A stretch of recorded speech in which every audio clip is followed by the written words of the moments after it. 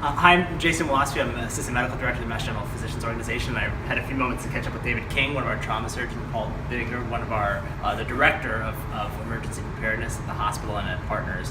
I really appreciate the discussion we've had. As a cardiologist, I see lots of cardiac arrest, and I see sometimes, unfortunately, people the AED's not applied early enough, and then we can get the heart restarted, but we can't. But unfortunately, there's brain damage. And is Tourniquet Care like that in the same sense? It is really. We're trying to create a culture of responsiveness to bleeding.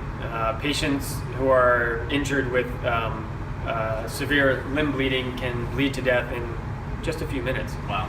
And we're trying to create a bleeding responsiveness culture amongst not just the doctors at MGH, but all MGHers. Wow. Clinicians, non-clinicians, everyone can learn how to intervene to save a life with respect to bleeding control.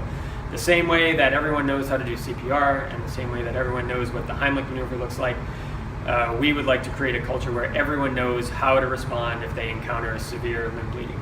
So it sounds like with the trainings that you've been doing, and I know you have some trainings coming up still, it doesn't not only required for healthcare professionals, but even people who are administrative assistants maybe could get this type of training. Absolutely. Any MGHer who's interested in learning this skill set, we can teach them. Yeah. And I guess I would also ask Paul, what do you think a bit about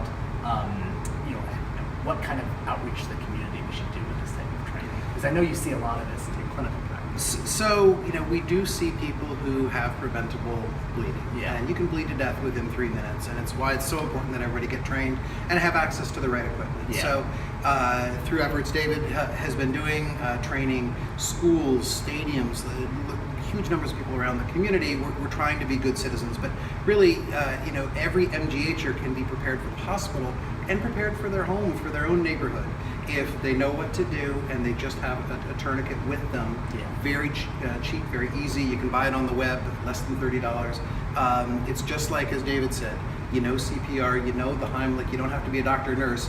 You need to know how to stop bleeding to save a life.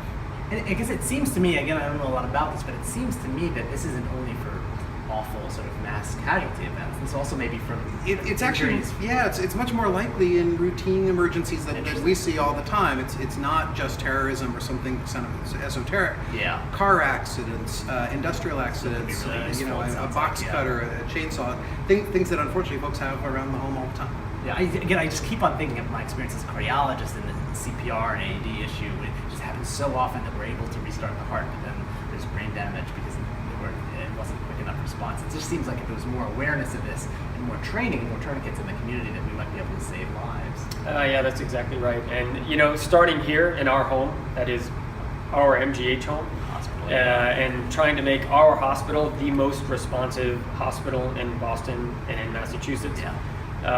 Is a good place to start. And as we like to say, we can train all the MGHers, and those MGHers can go and train their families and their friends and so on and so on. Yeah. Well, listen, this has been fantastic. Thank you for spending the time with me. I'm actually going to sign up for my training right now. So thank you so much for your time, and thanks for this really Pleasure. important work. Thanks, Jason.